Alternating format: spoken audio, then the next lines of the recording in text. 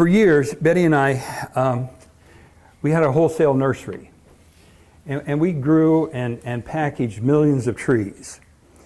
And grafting, because we were primarily in the deciduous field, grafting or budding is absolutely necessary when you come to fruit trees like peaches, apricots, plums, and so on. So we were involved in grafting. And let me just give you a little bit of lesson here. Here was a very healthy plant. And if this plant was dormant, we would take it out of the ground just like this. We would dig it up, and this would be rootstock. And what we would do is we'd grow what we called rootstock, which was a very, very hardy root that could handle all kinds of different soils, clay, loam, everything else, and was also resistant to a lot of nematodes and other bugs that can affect a lot of trees. In fact, for most all of our fruit trees, we would use an apricot root because it was very, very hardy.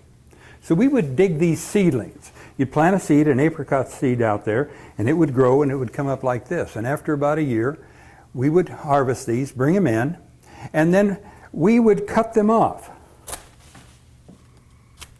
Just like this. Then we'd put a little cleft cut right in here. And if we wanted to produce, say, a fruit tree like Alberta fruit, peaches, or royal plums or whatever, you see, when you get to fruit trees, all that are in the same family, they can be intermingled and intercrossed. Peaches, plums, apricots, almonds, they're all in the same family, nectarines. So if we wanted to have some more Alberta peach trees, we would go out and get a limb off of an Alberta peach tree like this. And we would do the same thing. We would take this little limb that would have some dormant buds in here, and we would cut it like that, and then we'd put a cleft cut to match that one, and we'd lay those two together like this. And we'd lay the cambium layer where all of the nutrients from the root go up into the tree and cause it to grow. We would lay them together like that. Then we would wrap it with a grafting wrap, usually a flax. Then we would take wax and we would seal it with a grafting wax to keep the air out so it would not dry out. Then we would go out into the fields and we would take these little stumps now and we'd put them back in the field.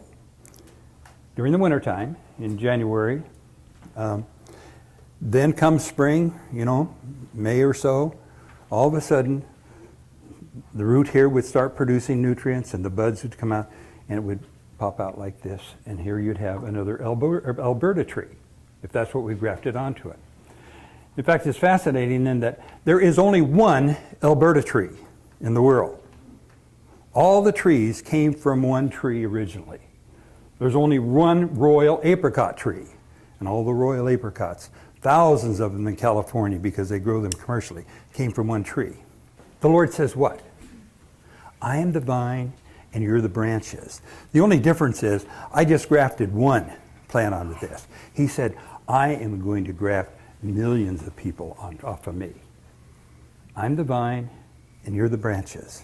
See, the difference between what I did here, when I took and grafted these two together, this was a live limb off of a live tree.